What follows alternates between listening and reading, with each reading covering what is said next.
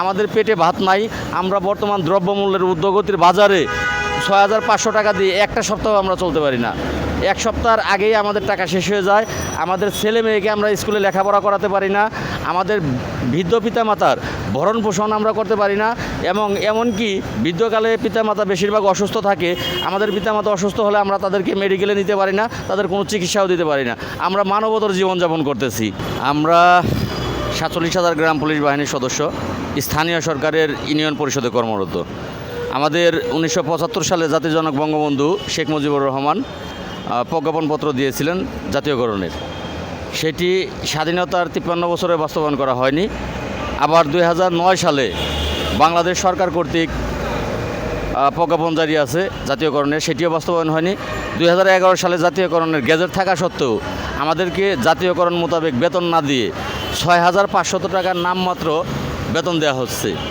আর 2011 সালের গেজেট বাস্তবায়ন করার জন্য আমরা এখানে অবস্থান করতেছি আজকে 4 দিন যাবৎ। আসলে সকলের দাবি একটাই, 2011 সালের গেজেট মোতাবেক আমাদের বেতন দেওয়া। আর সেই দাবি নিয়ে এখানে বিভিন্ন জেলার গ্রাম পুলিশ সদস্য আছে। গেজেটে জাতীয়করণ বলতে যেটা বোঝানো হয়েছে সেটা হচ্ছে সরকারের যে সর্বনিম্ন গ্রেড 20তম গ্রেড আর দফাদারদের 19তম গ্রেড। এখানে 2 ক্যাটাগরির লোক আমরা উপস্থিত আছি, মহল্লাদার এবং দফাদার।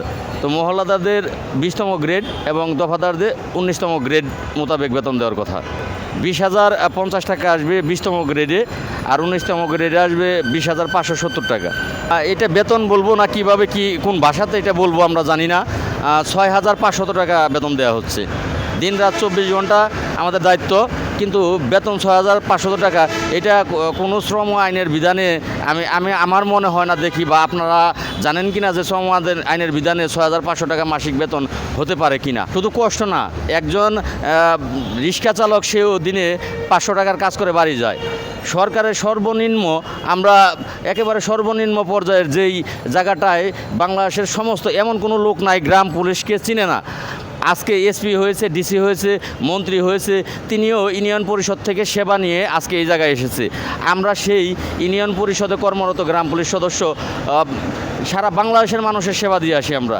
কিন্তু দুঃখজনক ব্যাপার, আমাদের যে দাবি 2 দফা দাবি করা হয়েছে। আজকে 4র্থ দিন আমরা অবস্থান কর্মসূচি করতেছি। আমাদের মূলত দাবি জাতীয়করণ চাই। আমরা সরকারের বিভিন্ন দপ্তরে কাজ করে থাকি। আপনার সর্বনিম্ন যে বেতন কাঠামো আছে আমরা সেটাই চাইতেছি। মাননীয় প্রধানমন্ত্রী জননেত্রী শেখ হাসিনা, মানবতার মা, তিনি ইচ্ছে করলে আমাদের 47,000 গ্রাম পুলিশের যে দুঃখ দুর্দশা উনি লাঘব করতে পারে। উনি আমাদের একটু দুবেলা দুমুঠো ডাল ভাত খাওয়ার ব্যবস্থা করে দিতে পারে। আমরা মানবতা মায়ের কাছে দাবি রাখছি উনি যেন আমাদের জাতীয়করণ করে দেয়, আমাদের অন্তত চলার মতো অবস্থা করে দেয়। আর আপনি যে প্রশ্ন করেছেন সেটা হচ্ছে, আসলে তো আমরা সরকারের বিপক্ষ না। সরকারের পক্ষ থেকে আমাদের দেয়ালে পিঠ ঠেকে গেছে, যার কারণে 6,500 টাকা দিয়ে আমরা এই একটা সপ্তাহ চললে আমাদের আর টাকা থাকে না।